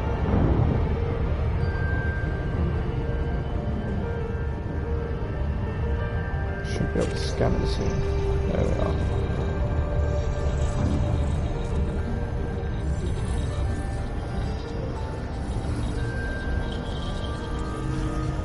The moon orbit's quite far away from it.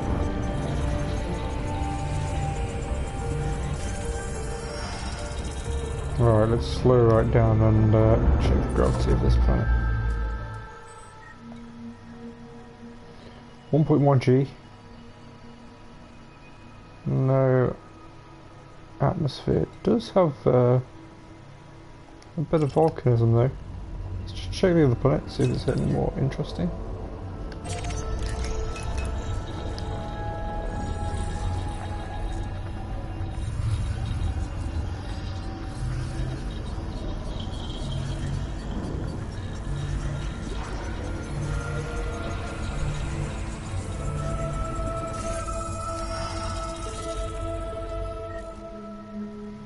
Much less gravity might be a safer bet. No volcanism, no atmosphere though. There's some interesting minerals at the bottom. Let's go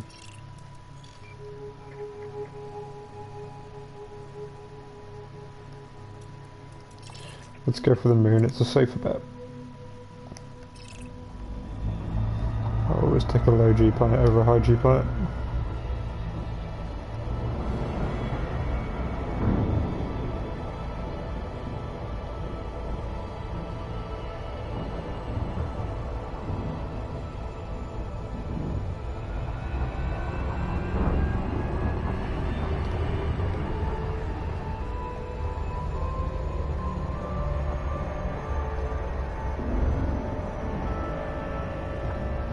And then we'll start our pre-landing checks, which means full power to engines, no power to weapons, remaining power to shields. We'll check that shields are on. Yeah, good stuff.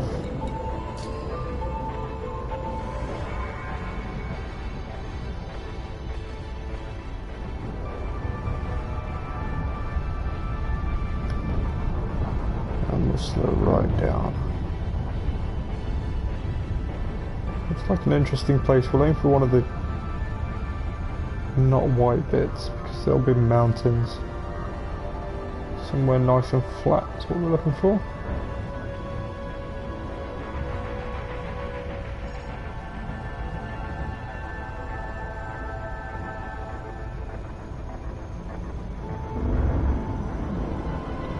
Go for this little grey patch here.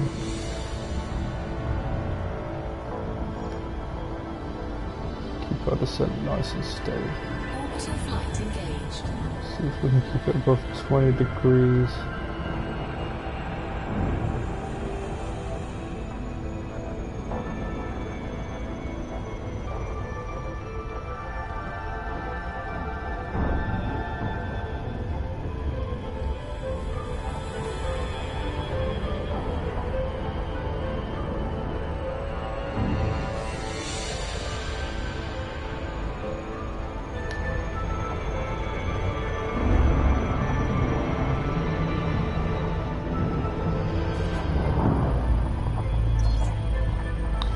with the glide.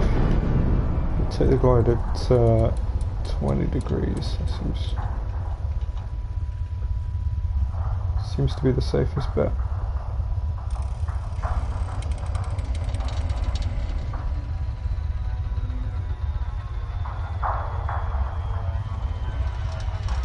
Aiming for that grey spot right ahead.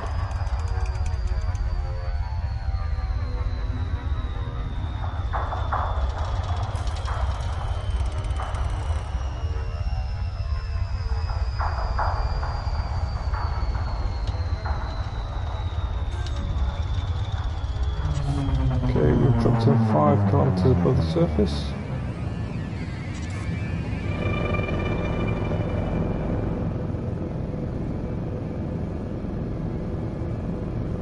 Just keep flying down for a while before we slow down. Once we get to 1 click above the surface, we'll start to slow down.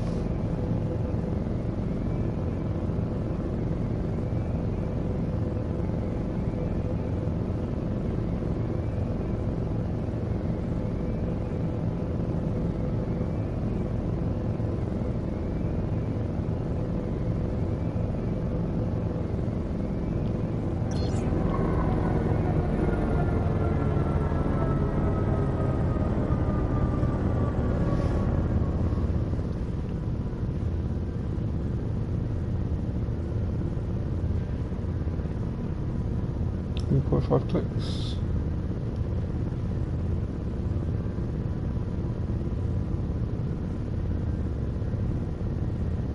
Point 25.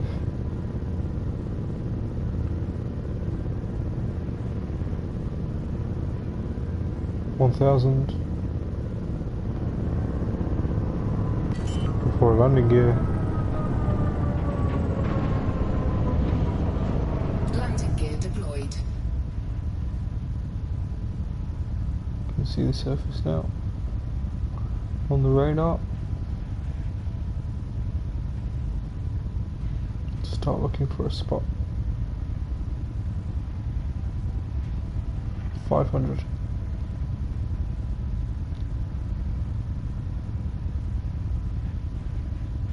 400.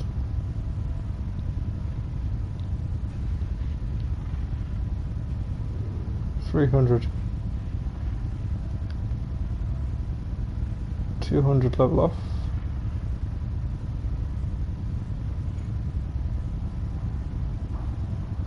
100. We'll keep this at altitude now until we find a spot to slow down. Slow down just a little bit.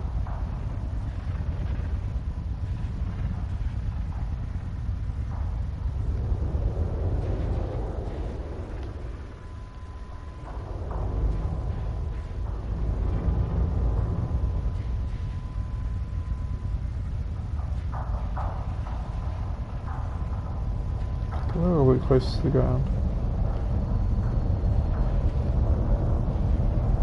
50 meters now.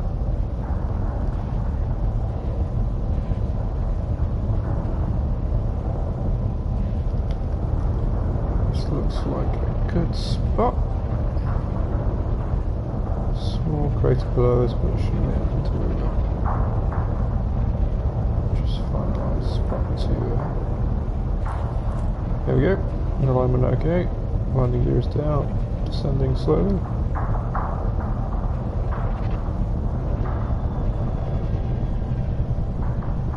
Meters. 3, 2, 1. Brilliant stuff.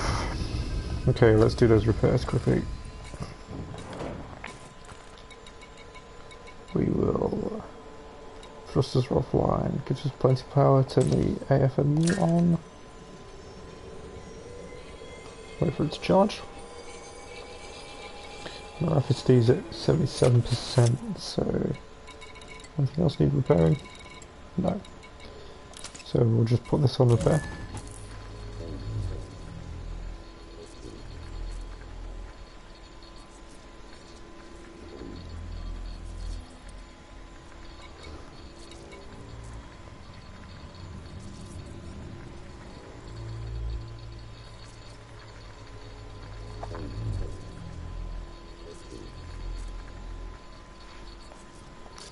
Whilst that does its thing, let's have a look around.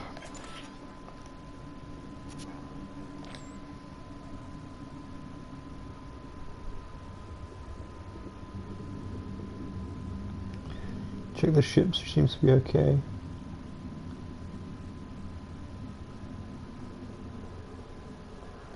A little bit of wear and tear on the hull there.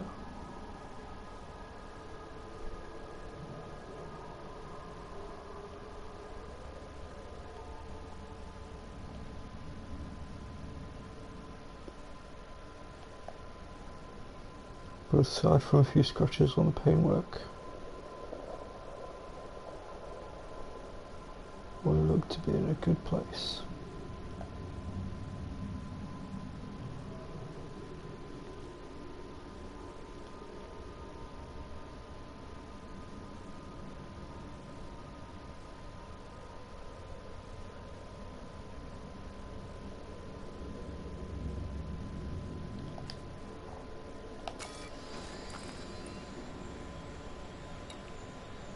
Frame shifter is repaired now, so let's take the AFMU offline and restart the FSD.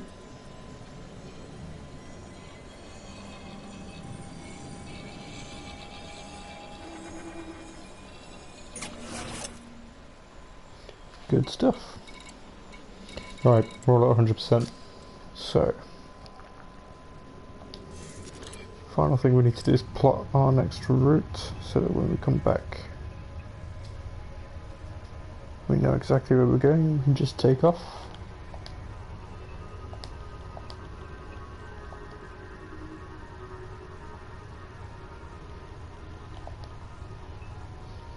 And we're going to TDK D8176.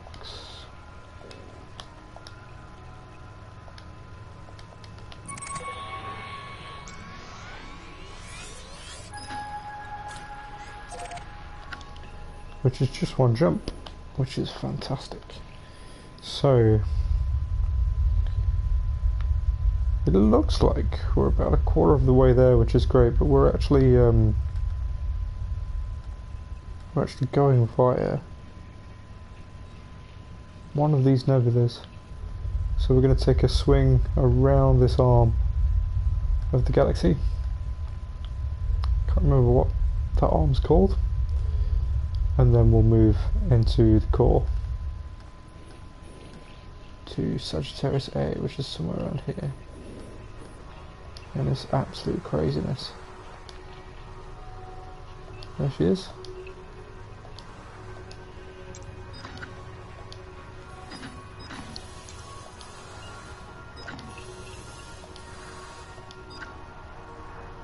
That's the one.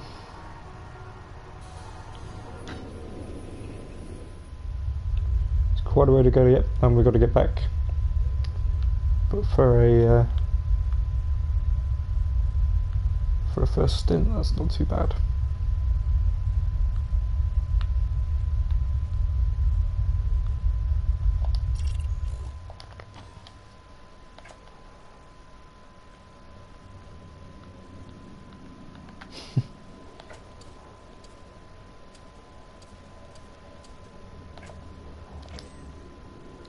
So,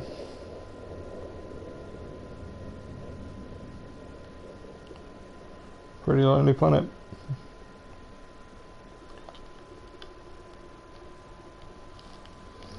Here it is, celebratory Waypoint 1 picture. And that's it. Thanks for joining me, guys, if you did. And see you next time. Bye!